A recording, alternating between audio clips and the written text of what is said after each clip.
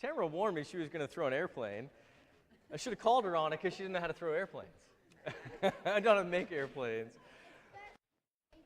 Right? It takes special skill. My son always asks me to make paper airplanes for him. You should have asked me to make paper airplanes for you, Tamara.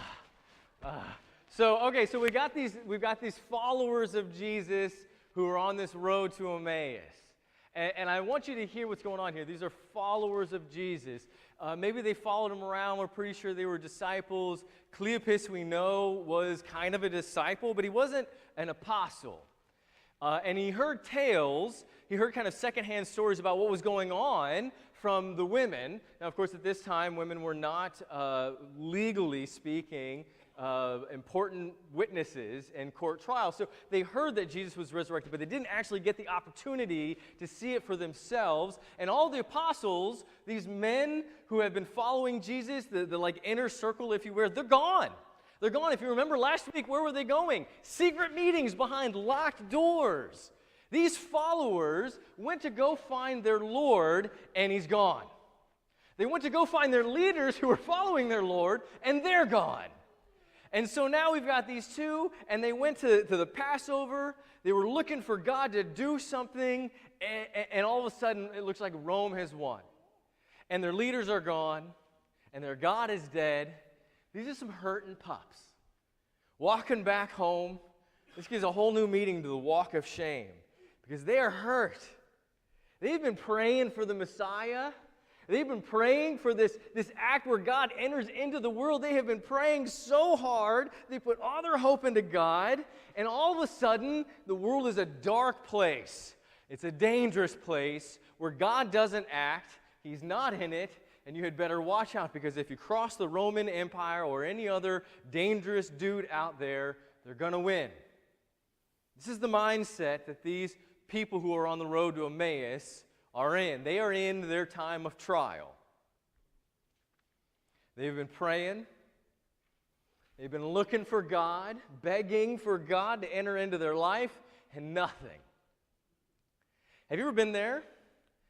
I hope maybe you haven't, but maybe you've been there. Maybe you've prayed, and you've just prayed to God, and you said, God, you know, all I want is just to see you. I just need you to get into my life. I need you to help me. I need to get married.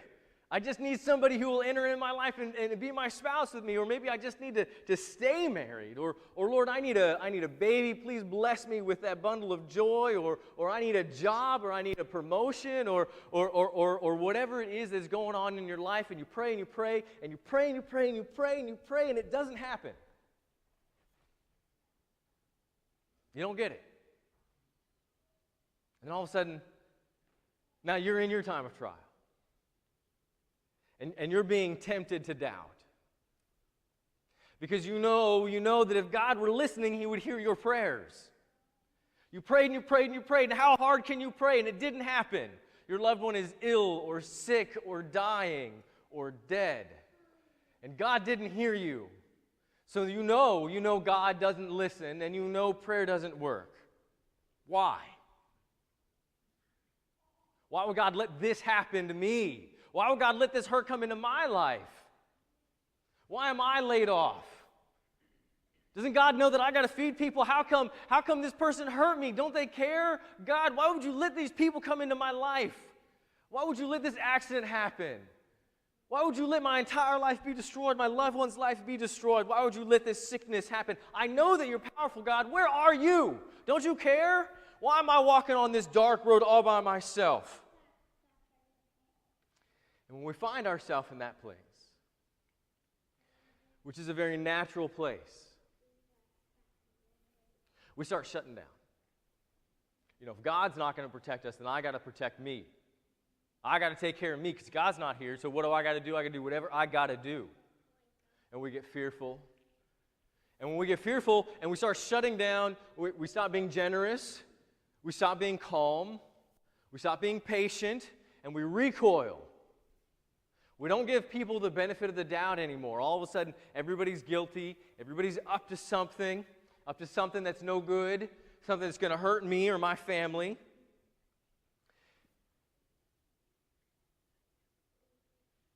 When you can't see the hand of God, it's hard to be faithful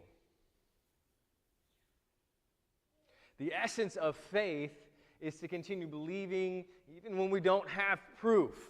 And we know that. We know that God doesn't owe us anything. We know that God doesn't have to do anything that we say. But still, when we find ourselves in these positions where our jobs are beating us up, or they're not there, or our family or ourselves, we're sick, and we look at God and we say, where are you and what's going on? Sometimes we don't want to be faithful. Sometimes we can't be faithful. And so you make yourself hard and cold like a popcorn kernel. Just about worthless.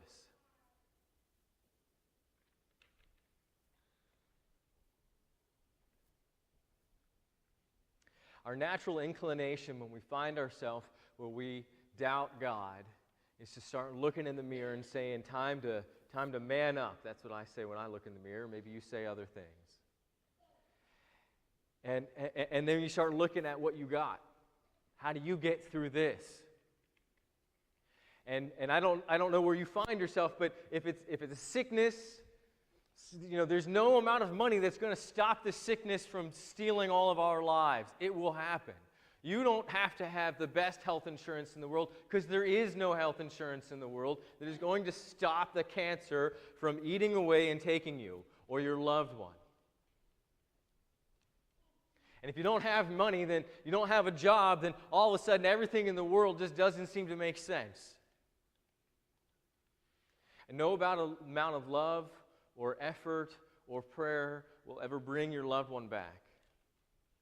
And this is the valley of the shadow of death. This is where those followers of Jesus found themselves on the road as they left the cross. They weren't on the way that led to the cross. They were on the way of the cross, but they were going the other way, away from the cross. Because God's dead.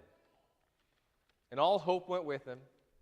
All the dreams, all the plans, everything that was all kind of in the works just got flushed down the tube. And everything that they worked for, the years that they followed Jesus, all of that for nothing, worthless, because it doesn't matter, because God's not there. Because it doesn't matter, because God doesn't care. And if God's not there and he doesn't care, time to find something, anything that can work. So you start grasping at straws. All hope is gone. These followers of Jesus have seen their Lord's death.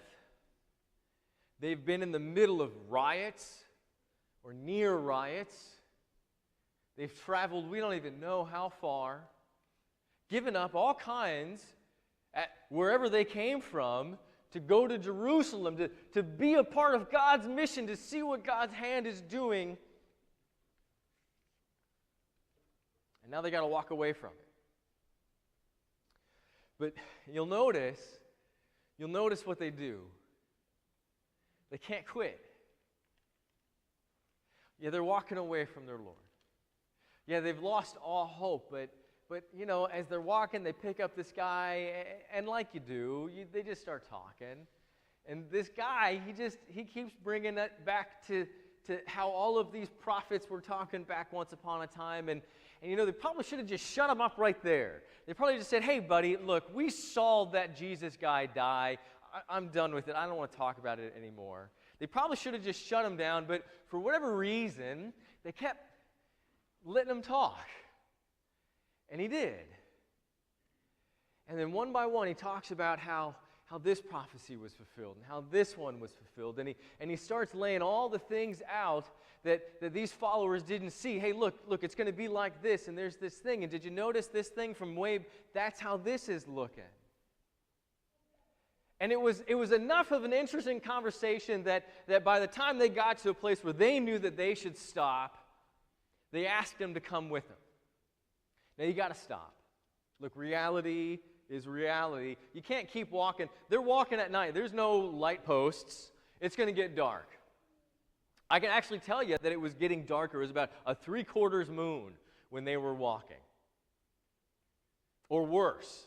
So it's not like they had a lot of light to go by. And if you don't know where you're going and look there, it's not like they've got big glow-in-the-dark signs or something like that. So you're going to get lost. And if it's getting dark, but there's just enough light, you're going to run into bandits. People are out in the world to do bad things, take, steal. And of course, don't forget, there are still animals in this world. There are lions up in Israel. There are big cats in this world. And those animals hunt at night. So there is dangers in the world. And this guy, they didn't even know, you know what, they asked him to come back. They said, hey, why don't you just stay with us? This is what Hebrews 13 says. Let mutual love continue. That's 13:1. Let it continue. Even if you don't understand why, just be loving. Verse 2, do not neglect to show hospitality to strangers, for by doing so, you may have entertained angels without even knowing it. So they should have given up on God. They kind of did give up on God, but you know, they've been hanging around this Jesus guy for so long, and they've been looking for God's love for so long. It was in their nature. They extended love to this guy that was walking with them, and they didn't even know it. But what happened was they brought him back into their house, and then he broke bread with them. He went to the table, and broke bread. And in that breaking of the bread, they encountered God.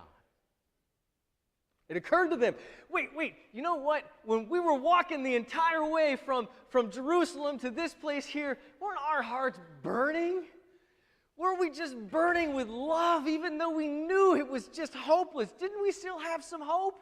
Didn't we still have some hope that maybe God was doing something? And all of a sudden, they were set on fire. All of a sudden, all the stuff that was in them from so long ago, it was just exploded out. And all of a sudden, they knew that there's something going on here. We thought God wasn't working, but really now our eyes are open, and we know that God has a plan. We didn't understand the plan.